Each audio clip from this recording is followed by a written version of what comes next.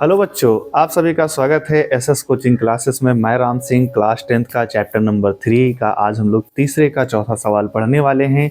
इससे पहले हम लोग ने प्रतिस्थापन विधि और विलोपन विधि को बहुत आसान तरीके से समझा है। अब हमारे सामने ये प्रॉब्लम्स वाले क्वेश्चंस हैं, जिसमें तीसरे में 6 क्वेश्चन दिए गए हैं। 3 क्वेश्चन को हमने कल सॉल्व कर लिया था और 3 क्वेश्चंस को हम आज सॉल्व कर लेंगे। तो आज तीसरे का चौथा सवाल है, बहुत इंटरेस्टिंग सवाल है, अच्छा सवाल है और ये बोर्ड एग्जाम में पूछा गया सवाल है। देखिए बोर्ड पे लिखा हुआ है, क्वेश्चन क्या कहता है, ध्यान से देखिए कि एक नगर में टैक्सी के भाड़े में एक नियत भाड़े के अतिरिक्त चली गई दूरी का भाड़ा सम्मिलित है।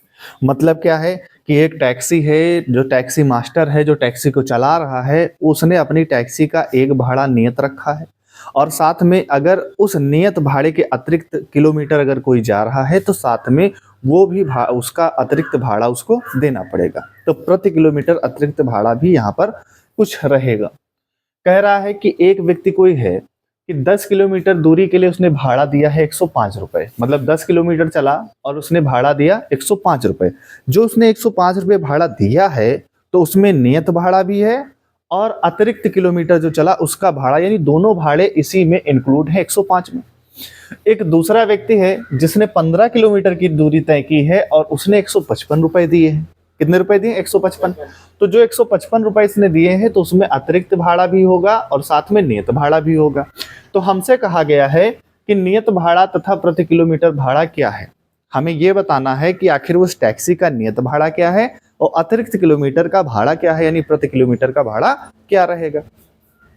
फिर कह रहा है एक व्यक्ति को 25 किलोमीटर यात्रा करने के लिए कितना भाड़ा देना पड़ेगा। अगर व्यक्ति को 25 किलोमीटर यात्रा करनी है तो उसको कितना भाड़ा देना होगा, ये यहाँ पर क्वेश्चन कहा गया। अब इसको हम थोड़ा डिटेल में समझने की कोशिश करते हैं कि सबसे पहले देखिए यहाँ पर ये है मोहन। ये भैया कौन है? ये मोहन है और मोहन किसी टैक्सी से बैठते हैं। मान लीजिए मैं यहाँ पर एक टैक्सी को बनाने की कोशिश करता हूँ। ये मोहन टैक्सी पे बैठते हैं और इस टैक्सी का मान लीजिए कि पहला जो यहाँ से यहाँ तक का इसका नियत भाड़ा है कितना है? 10 रुपए है। यहाँ से यहाँ तक का इसका नियत भाड़ा क्या है? पॉइंट ए तक जाने का, इस पॉइंट से पॉइंट ए तक जाने का इसका नियत भाड़ा कितना है? 10 रुपए है। ठीक है। और यदि कोई व्यक्ति, ध्यान से मेरी बात सुनना, यदि कोई व्यक्ति इसके अतिरिक्त मान लीजिए यहाँ तक जाता है, यहाँ पर जाता है, या मान लीजिए यहाँ तक जाता है, तो मान लीजिए 1 किलोमीटर, ये 1 किलोमीटर, ये 1 किलोमीटर, तो मान लीजिए 1 किलोमीटर अतिरिक्त किलोमीटर का किराया कितना है? 5 रुपए है। तो मान लो अगर वो यहाँ से यहाँ तक गया तो उसको 10 ही रुपए देने पड़ेंगे। लेकिन अगर वो यहाँ से यहाँ तक गया, एक नियत भाड़ा जो फिक्स है 10, वो तो देना ही पड़ेगा, साथ में ये अतिरिक्त वाला भी देना पड़ेगा, यानी 5 रुपए तो 15 रुपए उसको खर्च करना पड़ेगा। मान लीजिए वो अतिरिक्त 2 किलोमीटर गया है तो उसको कितने रुपए देने पड़ेंगे? 20 रुपए देने पड़ेंगे। और अतिरिक्त मान लो वो 25, अगर मान लीजिए वो एक और यानी 3 किलोमीटर गया है तो 10 ये और 5 ये, यानी 25 रुपए उसको देने पड़ेंगे। ठीक है। तो यहाँ पर ये बात आपको समझनी होगी। ठीक है। तो यहाँ पर जैसे ही हमसे सवाल में कुछ भी पूछा जाए, कभी भी पूछा जाए, जो चीजें हमसे पूछी गई हम उन्हीं को क्या करते हैं? मान लेते हैं। गणित में एक बहुत अच्छा शब्द आता है माना। तो मान लीजिए आप क्या मानना पड़ेगा? हमें तो मानना पड़ेगा नियत भाड़ा हमसे पूछा है तो नियत भाड़े को हम मानेंगे और प्रति किलोमीटर भाड़ा हमसे पूछा गया तो प्रति किलोमीटर भाड़े को भी हम मानेंगे। ठीक है। तो यहाँ पर दो चीजें दी गई हैं, एक तो 10 किलोमीटर से एक समीकरण बनेगा और एक 15 किलोमीटर से बेटा क्या होगा? एक समीकरण बनेगा।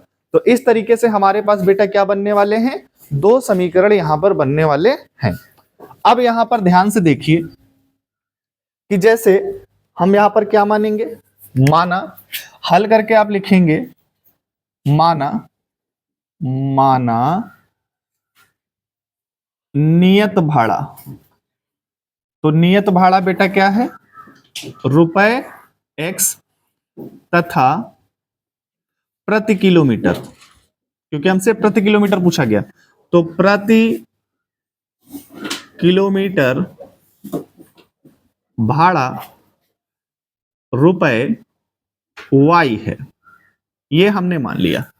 हमने क्या माना कि नियत भाड़ा हमारा कितना है? रुपए x है और जो अतिरिक्त किलोमीटर भाड़ा है वो कितना है? y है। बात समझ में आ रही है कि जैसे हम कहीं पर जाते हैं तो एक निश्चित किराया होता है, तो मान लीजिए कि आपको घूमने कहीं पर जाना है, तो मान लीजिए आप लखनऊ जू घूमने जा रहे हैं, तो अगर आप लखनऊ यहाँ से जू तक जाएंगे घूमने, चिड़ियाघर घूमने जा रहे हैं, तो वहां का किराया तो मान लीजिए 100 रुपया फिक्स है, कि टैक्सी वाला कह रहा कि भाई वहां तक 100 रुपया फिक्स है। अब आप चिड़ियाघर से चले गए जनेश्वर, तो भाई वहां पर जो आप जितना भी अतिरिक्त किलोमीटर चलेंगे उसका आपको किराया टैक्सी वाले को देना पड़ेगा।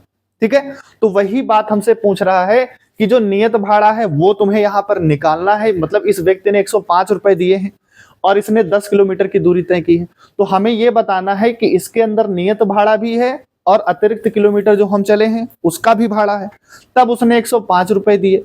तो किस बेसिस पे, यानी तो हमें ये यहां पर ज्ञात करना है कि इस 105 रुपए में कितना भाड़ा नियत है और कितना अतिरिक्त किलोमीटर का भाड़ा है।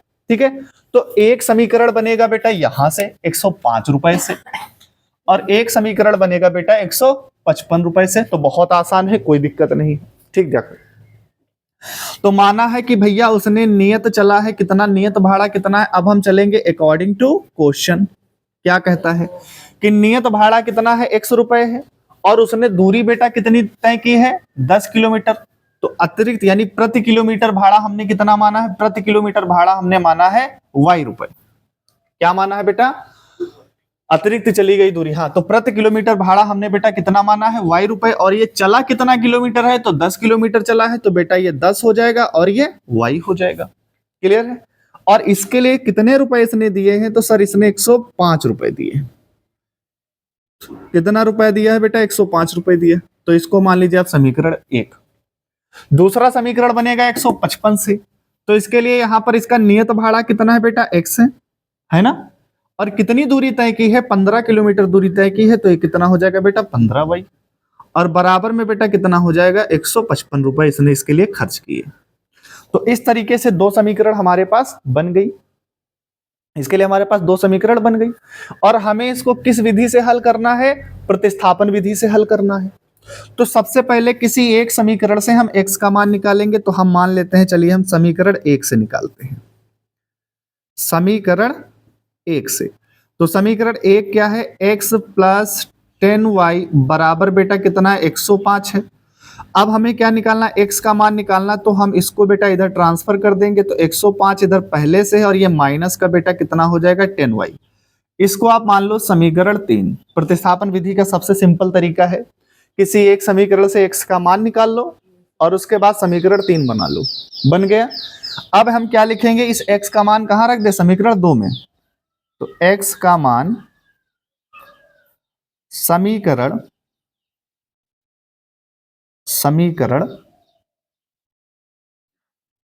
2 में क्या करने पर बेटा, रखने पर। तो जब आप x का मान समीकरण 2 में रखेंगे तो क्या होने वाला है, देखो x की जगह पे क्या रखोगे आप, 105 माइनस 10y x की जगह पे, और प्लस बेटा ये आपको इधर दिया है 15y, और बराबर में इधर कितना दिया 155, ये समीकरण 2। ठीक है, अभी हम इसको बेटा इधर ट्रांसफर कर देंगे, तो यहां से इनको जोड़ घटा लो आपस में, तो ये आपके पास बचेगा 5y। 15 प्लस का है, 10 माइनस का है, तो अलग अलग चिन्ह हो तो कभी भी हमेशा घटता है, और बड़े से घटाओ, 15 में से 10 जाएगा तो 5 आएगा, और बड़े के आगे कौन सा चिन्ह लगा, प्लस, इसलिए प्लस। बराबर इधर 155 था, ये 105 इधर जाएगा, तो ये बेटा प्लस में था तो कितना हो जाएगा, माइनस में हो जाएगा। क्या दिखाई दे रहा है, ठीक है। अब देखो यहां से ये बेटा 5y है, और बराबर में 155 में से 105 चला जाएगा, तो आई थिंक बचने वाला है कितना बेटा, 50। तो यहां पर 5 एकम 5, 5 दहम 50 दिख नहीं रहा है, चलो ऊपर लिखता हूं। ठीक है, इतना दिख रहा है, ठीक है। अब आगे देखो, तो यहां से देखो बेटा, इससे इसको घटा के हम लिखेंगे तो कितना हो जाएगा, सवाल बहुत बड़ा इसलिए बोर्ड पे जगह कम है, तो ये हो जाएगा 5y बराबर 155 में से 105 जाएगा तो कितना बचेगा बेटा, 50 बचेगा, और 5 से 5 एकम 5, 5 दहम 50, 5 दहम 50, तो y बराबर कितना आया बेटा, 10। y बराबर कितना आया, 10 आ गया। ठीक है, अब y का मान कहां रखोगे? समीकरण 3 में रख देते हैं। तो क्या लिखेंगे? y का मान समीकरण 3 में रखने पर, तो y का मान समीकरण 3 में रखोगे तो समीकरण 3 तो आपका ये है, तो आपका ये x हो जाएगा बराबर 105 माइनस, और ये बेटा क्या हो जाएगा 10, और इंटू बेटा ये क्या हो जाएगा y की जगह पे 10 आ जाएगा। क्लियर है? अब यहां पर देखो कि ये 105 हो गया माइनस 10 दहम 100, और घटाओगे तो कितना आएगा 5। ठीक है, तो यहां पर हमें एक बात पता चल गई कि सर जो नियत भाड़ा है वो कितना है? 5 है। टैक्सी का नियत भाड़ा बेटा कितना है? 5 रुपए है। और जो प्रति अतिरिक्त किलोमीटर हम जा रहे हैं उसका भाड़ा कितना है? 10 रुपए है। क्या हमने जो ये आंसर निकाले, क्या ये आंसर सही है? इसको भी चेक कर लेते हैं। भाई x की जगह पे आप 5 रख दीजिए, यहां पर 5 आप यहां पे रखेंगे, और y की जगह पे आप 10 रखेंगे, तो 10 दहम 100 और 5 105, बिल्कुल सही गिराया, हमारा आंसर बिल्कुल सही। इससे नहीं सेटिस्फाइड हो, इसमें रखो, x की जगह पे 5 रख दीजिए और y की जगह पे 10, तो 15 दहम 150 प्लस 5 155। तो नियत भाड़ा टैक्सी, मतलब टैक्सी पे तुमने बैठ लिया, और टैक्सी तो उसका तो एक नियत फिक्स भाड़ा है कि भैया 5 रुपया तो बैठने का, वो नियत भाड़ा हो गया। और जितना अतिरिक्त किलोमीटर आप टैक्सी से बैठ के चलेंगे वो आपका हो जाएगा अतिरिक्त, यानी प्रति किलोमीटर भाड़ा। तो ये आपको प्रति किलोमीटर भाड़ा देना पड़ेगा। तो कभी कभी सवाल में ये पूछा जाता है कि अतिरिक्त किलोमीटर चला तो उतना भाड़ा, तो उसको भी यहीं पे देख लीजिएगा। ठीक, अब हमने यहां तक क्वेश्चन को हल कर लिया है, यहां तक कि भाड़ा हमें पता हो गया क्या है। लेकिन कह रहा है कि एक व्यक्ति को 25 किलोमीटर यात्रा करने के लिए कितना भाड़ा देना होगा, हमें यह भी बताना है। तो हम क्या लिखेंगे? हम लिखेंगे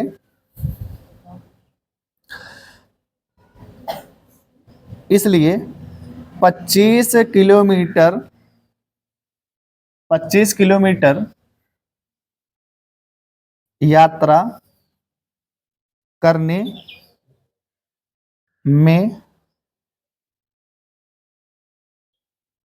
25 किलोमीटर यात्रा करने में क्या लिख दें बेटा यहां पर?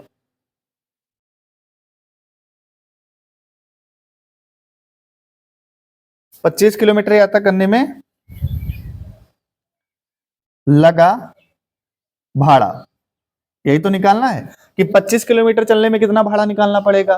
तो भैया देखो जरा समझो, जैसे यहां पे समीकरण बनाए थे वैसे ही बनाना है। नियत भाड़ा तो x है, वो तो देना ही देना है, और साथ में ये बंदा कितना चल रहा है? 25 किलोमीटर भी चल रहा है, यानी यहां पर क्या हो जाएगा 25y, यही तो चल रहा। या हम इसको यहाँ पे ना लिख करके हम यहाँ पर लिख देते हैं इसको कुछ इस तरीके से, तो आपको और अच्छा समझ में आएगा।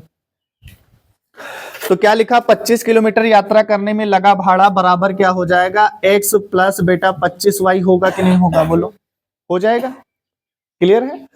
अब यहां पर x का मान नियत भाड़ा कितना है? 5 है, तो 5 लिख दीजिए, और ये 25, और आपका प्रति किलोमीटर भाड़ा कितना है? 10, तो 5 और 25 दहम बेटा कितना होता है? 250, तो बराबर कितना रुपए देना पड़ेगा?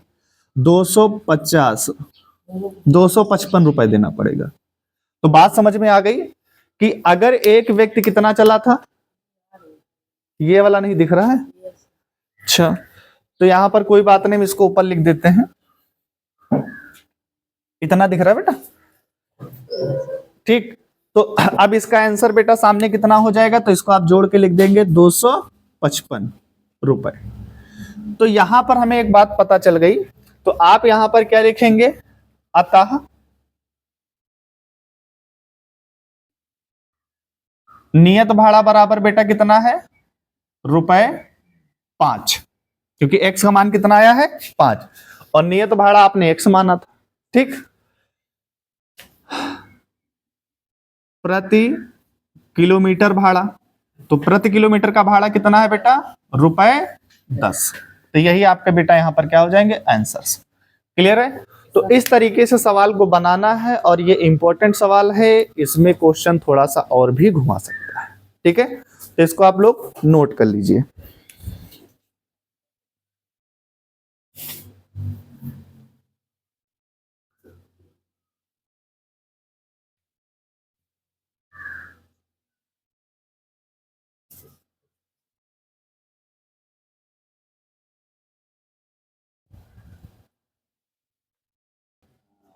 ठीक है बेटा, देखो इधर क्वेश्चन नंबर 3 क्या कह रहा है, ध्यान से सुनिए। ये तीसरे का 5वां क्वेश्चन है। यदि किसी भिन्न के अंश व हर दोनों में 2 जोड़ दिया जाता है तो वह भिन्न 9/11 हो जाती है। यदि अंश व हर दोनों में 3 जोड़ दिया जाता तो वह भिन्न 5/6 हो जाती है। तो हमें बताना है, भिन्न ज्ञात कीजिए। तो हम जब भी हम आपसे कहे हैं कि जो हमसे कहता है ज्ञात करो, उसी को हमें मानना होता है। तो हम क्या लिखेंगे, माना। हल यहां पे आप लिखोगे और लिखोगे माना भिन्न x/y है। भैया भिन्न तो यही होती ना, अंश और हर में अगर हम किसी को लिख रहे हैं तो वो हमारी क्या है, भिन्न है। तो यहां पर ये अंश है और ये क्या है, भिन्न है। ये अंश है और ये बेटा क्या है, हर है। ये आप लोग जानते हैं, छोटी क्लास में इसको लिखने की जरूरत नहीं। अब हम चलेंगे अकॉर्डिंग टू क्वेश्चन, प्रश्नानुसार। क्या कह रहा है, यदि भिन्न के अंश में अंश व हर में 2 जोड़ दिया जाए तो प्रश्नानुसार भिन्न तो ये है x और y, इसके अंश में कितना जोड़ना है, 2, और हर में भी बेटा कितना जोड़ना है, 2। अंश और हर में 2 हमने क्या किया, जोड़ दिया। दोनों पर अंश व हर दोनों में 2 जोड़ दिया जाए तो वह भिन्न 9/11 हो जाती है। तो कितनी हो जाती है बेटा, 9/11 हो जाती है। कितनी हो गई, 9/11। अब इसका क्रॉस मल्टीप्लाई कराओगे तो ये 11 इसके पास आ जाएगा, तो ये हो जाएगा x+2, और ये इसके पास चला जाएगा बेटा, क्या हो जाएगा, 9y+2। क्लियर है। ये हमने क्या कराया, क्रॉस गुणा कराया। अब इससे इसका गुणा कराओगे तो कितना हो जाएगा, 11x + 11 दूना बेटा 22। इससे इसका गुणा कराओगे बेटा 9y और प्लस 18 हो गया। अब x और y को एक समीकरण बना लो, तो इसको इधर भेज दो और इसको इधर भेज दो। तो ये बेटा हो जाएगा 11x, ये प्लस में है तो माइनस का 9y। इधर बेटा पहले से 18 है और ये 22 उधर जाएगा तो माइनस का 22 हो जाएगा। क्लियर है। अभी ये 11x माइनस का 9y और बेटा बराबर में इससे इसको घटाओगे तो माइनस का 4 बचेगा। इसको मान लीजिए आप समीकरण 1। क्लियर है। अब पुनः फिर से हमें एक बात काम करना होगा। पुनः दूसरे स्टेप में क्या कह रहा है, यदि अंश और हर दोनों में 3 जोड़ दिया जाए तो भिन्न कौन है, ये x है और इसमें 3 जोड़ दो, और ये बेटा y है, इसमें बेटा कितना 3 जोड़ दो। तो जब इतना जोड़ते हैं तो भिन्न कितनी हो जाती है, 5/6 हो जाती है। तो यहां पर आप लिखेंगे 5/6। दिख रहा है अभी तक, दिख रहा है, दिख रहा है बेटा, अच्छा 6, चलो दिख रहा है। ये y+3 दिख रहा है पूरा।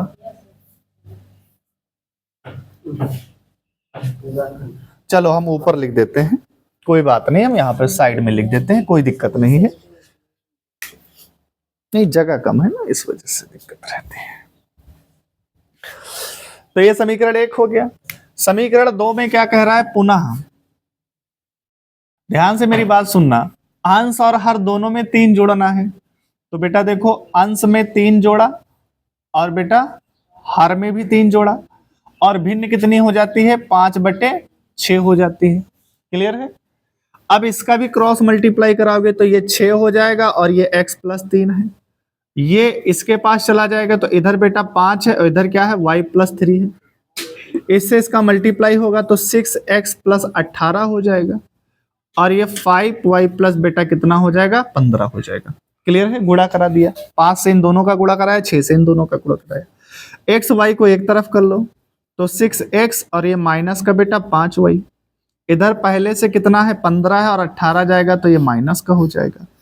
तो ये 6x - 5y बराबर बेटा कितना हो जाएगा, -3।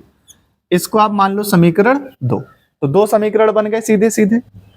किसी, अब देखो गुणांक किसके छोटे, इसके गुणांक छोटे हैं कि इसके, तो सर इसके गुणांक छोटे हैं। तो समीकरण 2 से हम क्या बनाएंगे, समीकरण 3। तो आप क्या लिखेंगे बेटा, समीकरण 2 से। कैसे लिखेंगे, समीकरण 2 से। समीकरण 2 से यहां पर देखिए बेटा, ये 6x माइनस का 5y बराबर -3 है। इसको इधर ट्रांसफर कर दो तो 6x दिख रहा है बेटा, और देखिए, और ये माइनस का 3 है और ये जाएगा तो प्लस का बेटा कितना हो जाएगा 5y। तो x का मान हमें निकालना है तो कितना हो जाएगा माइनस का 3 5y और 1 से गुणे में है 6 तो बटे में 6 चला जाएगा। इसको मान लो समीकरण 3। ठीक है, तो ये समीकरण 3 हो गया। अब यहां पर बेटा आगे देखो, x का मान कहां रख दे समीकरण 1 में, तो क्या लिखोगे x का मान समीकरण 1 में रखने पर, तो जब समीकरण 1 में रखोगे तो समीकरण 1 क्या है 11 है, 11 लिख दो। और x की जगह पे बेटा क्या रखना है माइनस का 3 प्लस का 5y और बटे में बेटा कितना है 6 x की जगह पे। फिर ये माइनस का कितना है 9y और बराबर में बेटा माइनस का 4। तो यहां पर समीकरण x का मान समीकरण 1 में हमने रख दिया, x की जगह पर ये मान हमने रखा। ठीक, अब इसको सॉल्व कर लीजिए। तो 11 तिया 33 और प्लस 11 पचे 55 है ना बेटा, 55 ही होता है 56 होता है।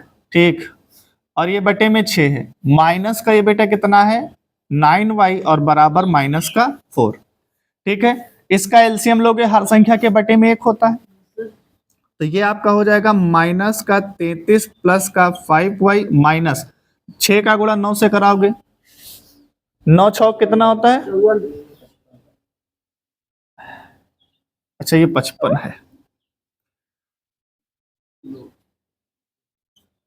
तो 9 छौक 54 हो जाएगा बेटा ना, क्यों बोलो 9 छौक 54y और ये 6 इसके पूरे के बटे में आ जाएगा 6 और बराबर इधर माइनस का 4। अब क्या करना है ध्यान से देखो, ये माइनस का 33 है लिख लो, है ना बेटा माइनस का 33। अभी ये 55 प्लस का है और ये 54 माइनस का, तो घट जाएगा तो प्लस का क्या बचेगा y और ये 6 बटे में तो कहाँ चला जाएगा गुणे में, तो बराबर कितना हो जाएगा माइनस का 24, 6 चक्को 24। क्लियर है। अब हम इसको बेटा इधर ट्रांसफर कर देंगे, तो यहां पर देखिए y बराबर हमें निकालना है तो कितना हो जाएगा माइनस का 24 और प्लस का बेटा कितना हो जाएगा 33। क्लियर है। अब यहां पर इसको बेटा घटाओ तो कितना बचने वाला है 11, क्या बचने वाला है बेटा 11। तो y का मान कितना आ गया मेरे बच्चे 11 आ गया है। कोई दिक्कत हो यहां तक बताइए। 9 आएगा क्या, हाँ 9 आएगा। चलो 33 में से 24 जाएगा तो बेटा कितना बचेगा 9। ठीक है, अब y का मान कहां रखना होगा समीकरण 3 में, तो क्या लिखोगे y का मान समीकरण 3 में क्या करने पर बेटा रखने पर। तो समीकरण 3 तो ये है, तो x बराबर माइनस का 3 है ये और प्लस 5 और y का मान कितना है 9 और बटे में बेटा कितना है 6। इसको आप सॉल्व करिए तो ये माइनस का 3 है और 5 9 45 और बटे 6। अभी आप इसको बेटा घटाओगे तो कितना आ जाएगा 42 आएगा और बटे में 6, तो बराबर y x का मान कितना आ जाएगा बेटा 6 का नाम 6 6 सत्ते 42।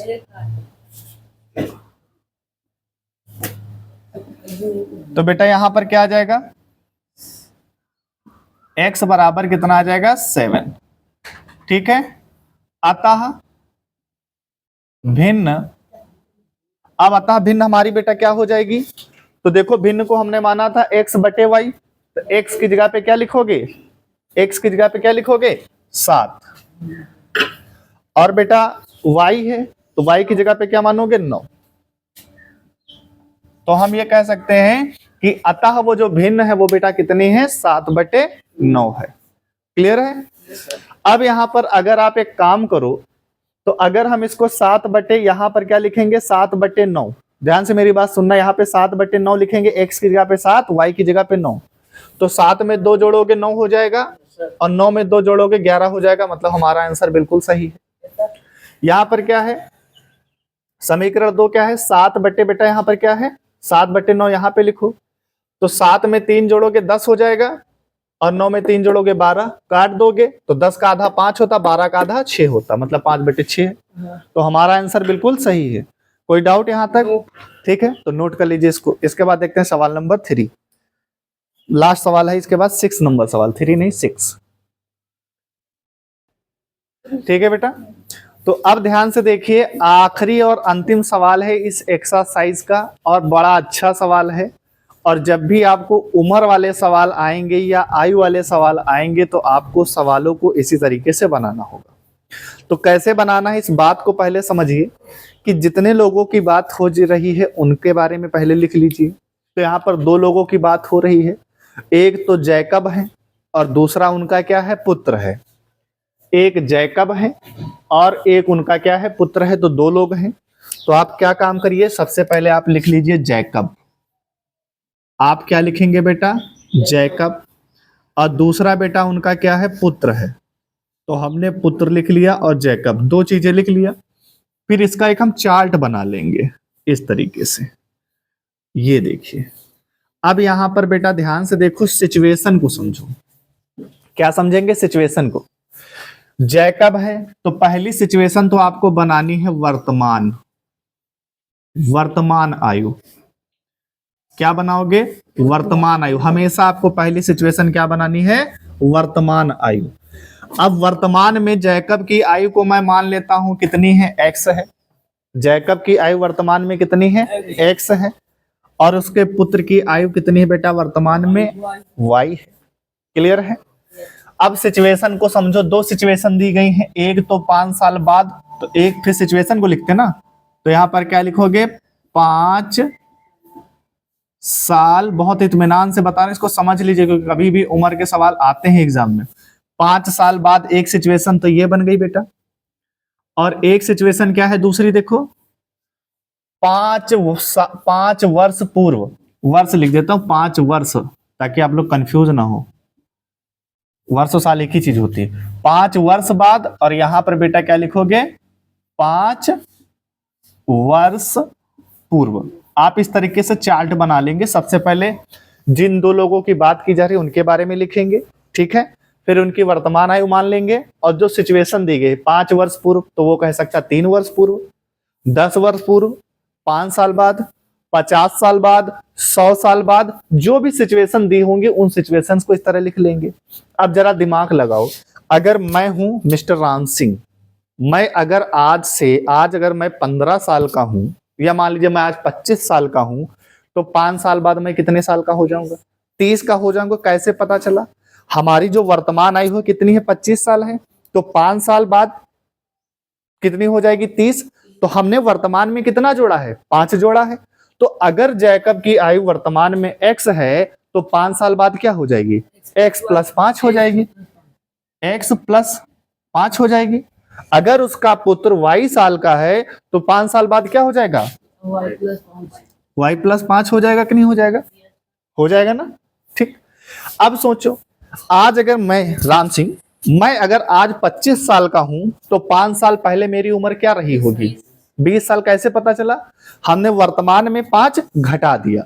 तो जब भी आपको बाद में कहेगा या पश्चात कहेगा तो आपको जोड़ना होगा, पूर्व कहेगा तो आपको क्या करना होगा, घटाना होगा। तो ये कितनी हो जाएगी बेटा, x - 5, और ये हो जाएगा y - 5। ये सिचुएशन जब आप बना लेंगे, ये हम लोगों ने यहां तक बेटा इसको बना लिया। क्लियर है इतनी बात, बहुत इत्मीनान से बता रहा हूं, समझिएगा। अब आपका कभी भी उम्र वाला क्वेश्चन नहीं फंसेगा अगर आप इतना काम कर लेते। अब हम चलेंगे अकॉर्डिंग टू क्वेश्चन। इतना काम कर लिया। क्वेश्चन में क्या कहा कि 5 वर्ष बाद, तो 5 वर्ष बाद तो ये है जैकब की आयु, तो जैकब की आयु 5 वर्ष बाद क्या है, x। मैं थोड़ा सा इधर से लिखता हूं ताकि मेरे पास जगह रहे और सवाल को मैं पूरा कर पाऊं। ठीक है, तो 5 साल बाद जैकब की आयु कितनी है बेटा, x + 5 है। जैकब की आयु उसके पुत्र की आयु से 3 गुनी होगी, तो 5 साल बाद पुत्र की आयु कितनी है, y + 5 है। लेकिन जैकब की आयु इसके पुत्र की आयु की 3 गुनी है, तो जिसकी गुनी होगी उसी को मल्टीप्लाई कराना होगा। जितने गुना होगा उसी को उतने से मल्टीप्लाई करो। तो किसका गुना है, पुत्र की आयु का 3 गुना है तो इसको बेटा 3 से मल्टीप्लाई कराओगे और ये बराबर का निशान है। ये बन गई सिचुएशन। आई बात समझ में? अब यहां पर देखो ये बेटा आपका हो जाएगा x प्लस 5 बराबर 3 से इसका मल्टीप्लाई कराओगे तो 3y और 3 बचे बेटा कितना हो जाएगा 15। एक्स वाई को एक तरफ कर लो, अचर पद को एक तरफ कर दो, तो ये x और ये माइनस का बेटा क्या हो जाएगा 3y और इधर दिया है 15 और ये बेटा 5 इधर चला जाएगा तो माइनस का 5 आ जाएगा। क्लियर है? माइनस का 5, तो ये x माइनस का 3y बराबर में बेटा कितना बचा 10। इसको मान लो समीकरण 1। क्या अभी भी नीचे लिखने की जगह है? ठीक है, हल्की सी। चलो हम इधर लिखते हैं। पुनः दोबारा देखो क्या कह रहा है। अभी 5 वर्ष बाद वाली कंडीशन से समीकरण 1 बन गया। अब 5 वर्ष पूर्व देखो, जैकब की आयु उसके पुत्र की आयु से 7 गुनी है, तो 5 वर्ष पूर्व जैकब की आयु कितनी है? सर ये x माइनस 5 है। कितनी बेटा? x माइनस 5 है। और इसके पुत्र की आयु कितनी है? y माइनस 5 है ना? और जैकब की आयु पुत्र की आयु से कितने गुनी है? 7 गुनी है। तो बेटा इसको किससे मल्टीप्लाई कराओगे? 7 से कराओगे। किससे मल्टीप्लाई कराओगे? 7 से। बेटा बोर्ड पे देखते रहो सब लोग, बाद में नोट करिएगा। तो x माइनस 5 और ये पुत्र की आयु से 7 गुनी है किसकी? जैकब को। तो जिसका गुना होगा उसी को मल्टीप्लाई करा देंगे, तो 7 से मल्टीप्लाई कराया। तो यहां पर बना x माइनस 5 बराबर 7y माइनस का बेटा कितना बना 35। इस 5 को इधर बेटा ट्रांसफर कर दें और इसको इधर ट्रांसफर कर दें, तो ये x माइनस का बेटा कितना हो जाएगा 7y और यहां पर देखो ये माइनस का 35 पहले से है और ये जाएगा तो प्लस का बेटा कितना हो जाएगा 5। तो ये आपके पास बनेगा x माइनस 7y और बराबर बेटा माइनस का कितना बनेगा 30। इसको मान लो समीकरण 2। कौन सी विधि से हमको हल करना है इसको? प्रतिस्थापन विधि से हमको इसको हल करना है। ठीक है, तो हम क्या लिखेंगे? किसके गुणांक छोटे हैं? इसके छोटे हैं, तो हम क्या लिखेंगे? समीकरण 1 से। समीकरण बेटा किससे? 1 से।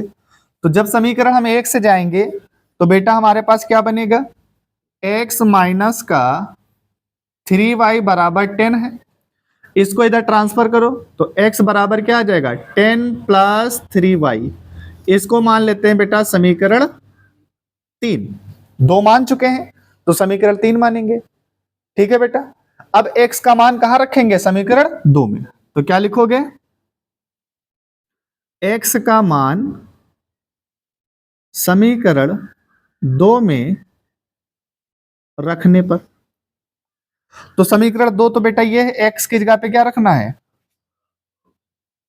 10 प्लस 3y, x की जगह पे फिर माइनस का 7y और बराबर माइनस का 30। इसको बेटा 10 को इधर ट्रांसफर कर दो तो देखो 7 में से 3 चला जाएगा तो माइनस का 4y और बराबर 10, ये प्लस का इधर जाएगा तो माइनस का हो जाएगा, तो माइनस का 3 माइनस का 10। तो ये माइनस का 4y बराबर माइनस का बेटा 40 हो जाएगा। माइनस से माइनस बेटा कट जाएगा, है ना? और 4 इकन्नम बेटा 4 और 4 दहम 40। तो y बराबर बेटा कितना आ गया 10 वर्ष। y बराबर कितनी वैल्यू आई है 10। अब हम बेटा क्या करेंगे? इस y का मान कहां रख दे? समीकरण 3 में। तो y का मान समीकरण 3 में रखने पर, तो जब y का मान समीकरण 3 में रखोगे तो बेटा ये आपका x है और ये 10 है, तो 10 प्लस 3 इंटू और y की जगह पे बेटा कितना रखना है 10। तो बराबर कितना हो जाएगा 10 प्लस 30 बराबर बेटा कितना हो जाएगा 40। तो x का मान कितना आया बेटा 40। और वर्तमान में जैकब की वर्तमान हमें निकालना है। वर्तमान, उनकी वर्तमान आयु बताइए। तो वर्तमान में जैकब की आयु कितनी है? x है और उसके पुत्र की आयु कितनी है? y है। तो मतलब वर्तमान में जैकब 40 साल के हैं और उसका बच्चा कितने साल का है? 10 साल का। तो क्या लिखेंगे? अतः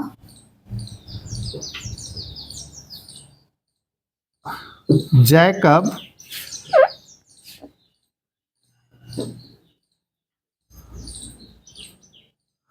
की वर्तमान आयु कितनी बेटा? 40 वर्ष तथा पुत्र की वर्तमान आयु बराबर बेटा कितनी है? 10 वर्ष। ये आपका आंसर हो जाएगा। ठीक है, तो बेटा इस तरीके से हमने 3.2 एक्सरसाइज पूरी कंप्लीट कर ली है। उम्मीद करता हूं आप लोगों को पसंद आया होगा। तो इसलिए आप लोग क्या करिए, इस एक्सरसाइज को अगर एक बार नहीं समझ में आया प्रॉब्लम वाले सवाल, तो इन सवालों को आप 2 से 3 बार आप देखेंगे तो आपको बिल्कुल समझ में आ जाएगा। तो जितने भी एज वाले सवाल हैं, जितने भी उम्र वाले सवाल हैं, उनको बेटा हम इस तरीके से लगाएंगे। ठीक है, तो आज की क्लास को यहीं पे समाप्त करते हैं। मिलेंगे नेक्स्ट क्लास में नए टॉपिक के साथ या नई एक्सरसाइज के साथ। तब तक के लिए जय हिंद।